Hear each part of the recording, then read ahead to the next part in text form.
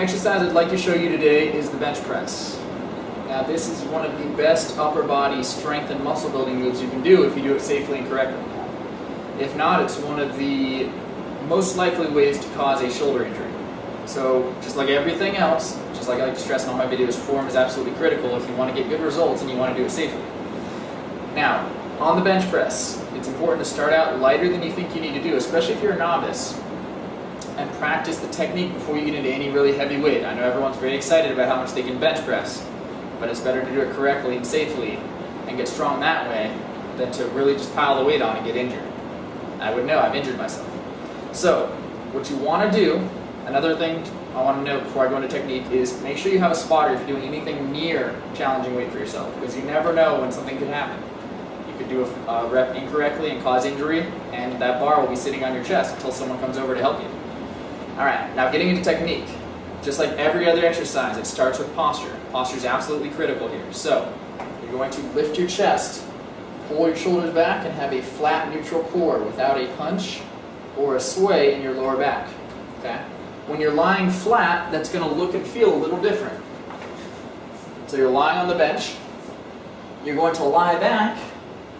Now proper posture is going to feel like your shoulder blades are pulled together and your shoulders are actually slid under you a little bit.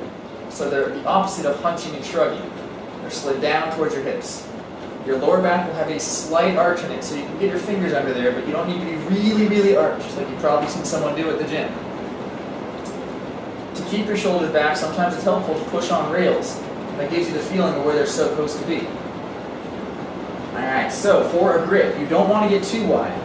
Ideally, your grip will make it so that your hands are directly over your elbows for as long of the motion as possible, for as far of the total distance as you can possibly have it. And that will give you the strongest amount of leverage.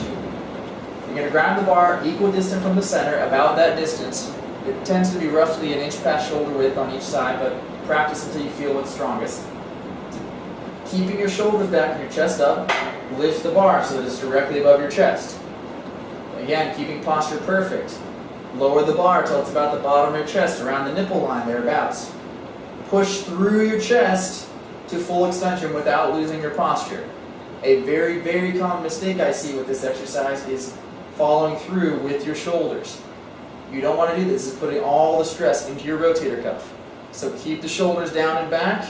Keep all the tension through your chest. Down to the bottom. Drive it up, keeping your posture. My shoulders stay pinched through the entire range. Right here. For my lower body, my heels are planted firmly. When you get tired, you see a lot of people want to pick up their feet or kick them around. Don't do that. That actually makes you weaker and less stable. Plant your heels, hold them firmly, and keep your shoulders back. Drive it up.